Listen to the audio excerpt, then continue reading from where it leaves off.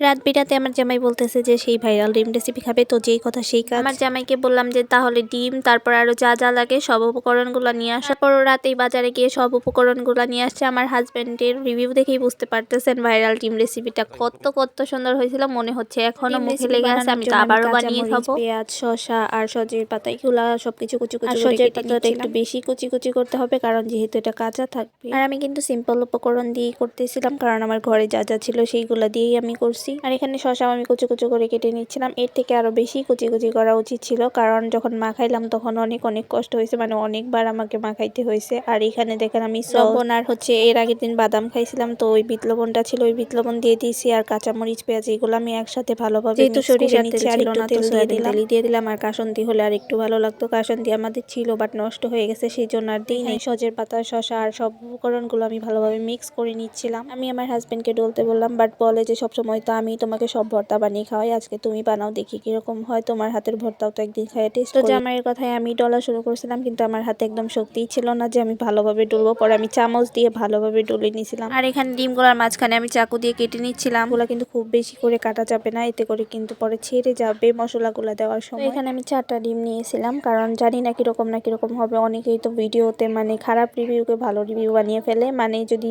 জিনিসটা খাইতে মজাও না হয় তারপরেও মানে ভালো রিভিউ দেয়। তো এর জন্য আমি আর আমার হাজব্যান্ড ভাবলাম যে আগে কম করেই বানিয়ে খাই, তারপর না হয় ভালো লাগলে বেশি করে বানিয়ে খাবো। তো এখানে আমি সবগুলো মশলা দিয়ে নিচ্ছিলাম। আর আমি যে একটু একটু করে কাটছি, তারপরেও কিন্তু ছেড়ে ছেড়ে যাচ্ছিল, মনে হচ্ছিল হাতে ধরে। তবে আলহামদুলিল্লাহ পারফেক্ট ভাবেই সবগুলা হয়েছিল, মানে মশলাও বেশি হয় নাই, ডিমও আবার বেশি হয় নাই। আমি আবার ভাবছিলাম যে মশলাই বেশি হবে নাকি, কোনো কিছুই কম বেশি হয় নাই, সবকিছুই পারফেক্ট ভাবে হয়েছিল। আর এই মশলাগুলো আমি খুব ভালোভাবে ভরে নিচ্ছিলাম। আর এরপর কিন্তু চাটনিটা দেওয়া হবে, একসাথে মিক্স করে কিন্তু চাটনি দেওয়া যাবে না, তাহলে ততটাও ভালো লাগবে না আর খাইতেও অতটা ভালো লাগবে না। ঝাল সবাই কম বেশি করে নিতে পারেন, যে ঝাল বেশি খান সে একটু মরিচ বেশি দিবেন, মানে কাঁচামরিচ, আর যে ঝাল কম খান সে একটু কাঁচামরিচ কম দিবেন। আমরা মিডিয়াম ভাবেই দিছিলাম, মানে ফার্স্ট টাইম তো বানাচ্ছি, ভাবছিলাম শুধু কিরকম না কিরকম হবে, মানে বুঝেই পারছিলাম না যে এটা খাইতে পারবো কি খাইতে পারবো না, মানে ভালো লাগবেই কিনা। তো এখানে ডিমের মশলা সবগুলা ভরা আমার কমপ্লিট, মানে 4টারই ভরা কমপ্লিট। এবার আমি উপর দিয়ে চাটনি দিয়ে দিতেছি। দেখেন কালারটা জাস্ট ওয়াও আসছে, তাই না? মানে নিজের প্রশংসা আমি নিজেই করি সব সময়, তো কেউ কিছু মনে করেন না। আবার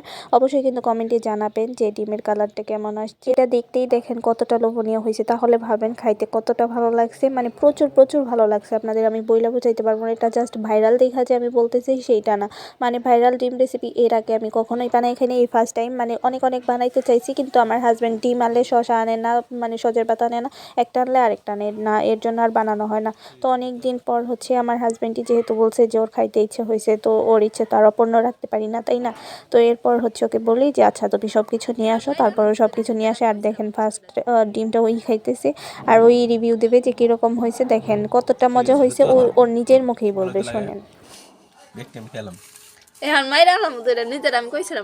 তো শুনলেনই তো কতটা মজা হয়েছে। তো আপনারাও একদিন ট্রাই করে দেখেন, সত্যি অনেক মজার হয়। পেজটাকে ফলো করে রাখবেন, পরবর্তী ব্লগে আবারও দেখা হবে। সে পর্যন্ত ভালো থাকবেন, সুস্থ থাকবেন সবাই। আল্লাহ হাফেজ।